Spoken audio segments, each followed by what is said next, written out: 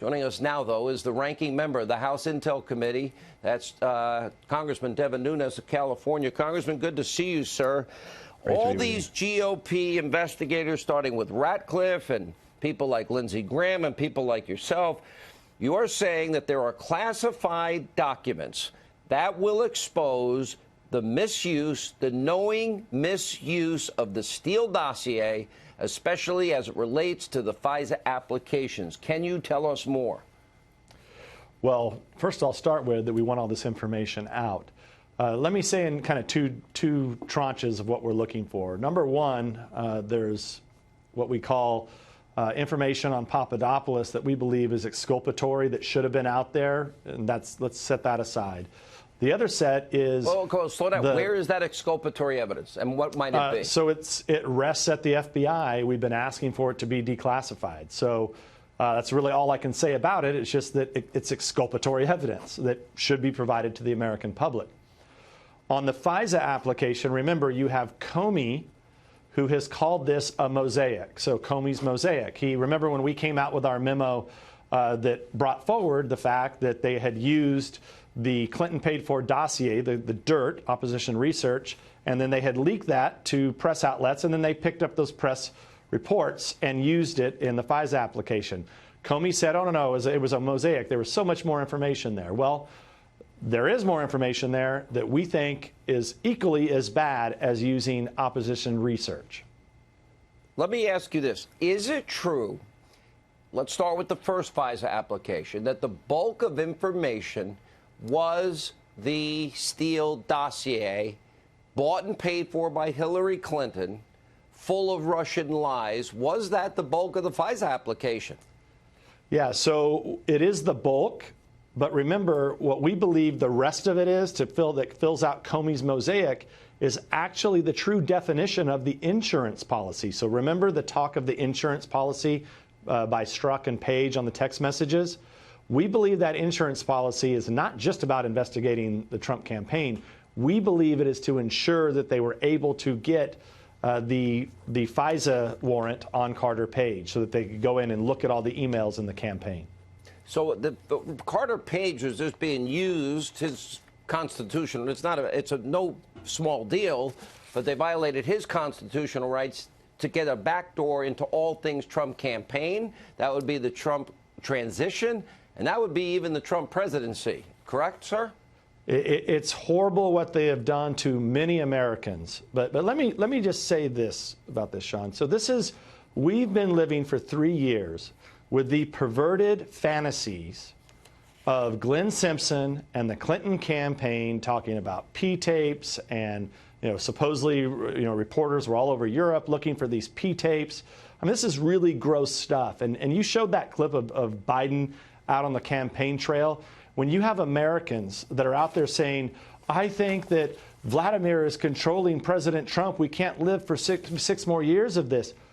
Those people have been poisoned by just the fantasies of Glenn Simpson and the Clinton campaign. So at some point, the FBI and this fusion network, they intertwined, okay, and they were working in conjunction together on this. And I think that's what the U.S. Attorney Durham is supposed to get to the bottom of. Okay. Is it true that at the top of the FISA applications, as Congressman Ratcliffe has said, it says in pretty big letters, verified? Is that part true? Well, everything is supposed to be verified. And one of the things that John Solomon didn't get a lot of coverage that he broke last week that you just talked about this high-level State Department person who had met with Steele, that's questionable in and of itself. But what nobody's paying attention to here is that 3 years went by, but yet one meeting with Christopher Steele, a high-ranking State Department official, in October of 2016, weeks before they went to the FISA court, you had more verification done by that State Department official who said, wait a second, the Russians don't even have a consulate in Miami, okay? Well, I know, I remember. Yeah, all right, so when Christopher Steele is questioned under oath in Great Britain, in that interrogatory, and he doesn't stand by his own dossier, says, I have no idea if any of it's true. We know from the State Department official, Kavalak, that And she rightly warned everybody that this was political because he had a due date. He needed this out before Election Day. Sounded desperate.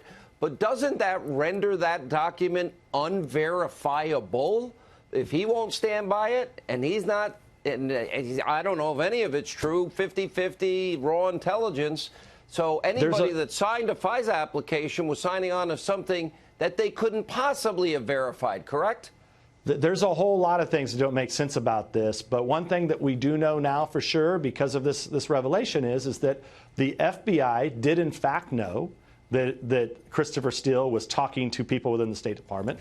They knew that at least one big part of it, because supposedly the money was being funneled through this Russian consulate in Miami, which doesn't even exist. So the FBI knew good and well that Steele had a lot of problems. And I'll say something else about Steele. So, you know, it's called the Steele dossier. It's really just Clinton opposition research. I think once we get to the bottom of this, what we're going to find is that Steele had a small role in actually crafting this. And I'll go back to what I started with. These really were the perverted fantasies of Glenn Simpson working with the Clinton campaign to say, what can we draw up here that we can spread out lies to the American people, that we can feed into the FBI, and lo and behold, let's get an investigation going on the Trump campaign. That's really what happened here. And Comey's acting cute with the word spy. Oh, we don't spy in the FBI. He just signed a warrant to spy on the Trump campaign and Carter Page. And, you know, I know he thinks that he's a super patriot and smarter than we smelly Walmart people. Well, let me ask you, is there any doubt in your mind that those that signed those FISA applications knew darn well that that information was false and unverifiable? The people behind that were building those FISA applications had to have known the problems with Steele, okay? And now we know, we actually have now evidence, right? We have a smoking gun because we have emails now, according to John Solomon's report. When you move past that, for sure by the second, third, and fourth renewal of this FISA, I mean, that is totally fraudulent. The first one, they were warned twice. Bruce Orr warned them, and the State Department official warned them. Believe me, they knew in the first one, yes. But what's even worse is I think more people become contaminated when you look at the second, third, and fourth. This went on for a full year. Imagine that as an American citizen out there. Wow. The government was listening to your calls and reading your emails for a year. It's scary stuff. That's the end of the country if we don't get it right. Thank you, Congressman.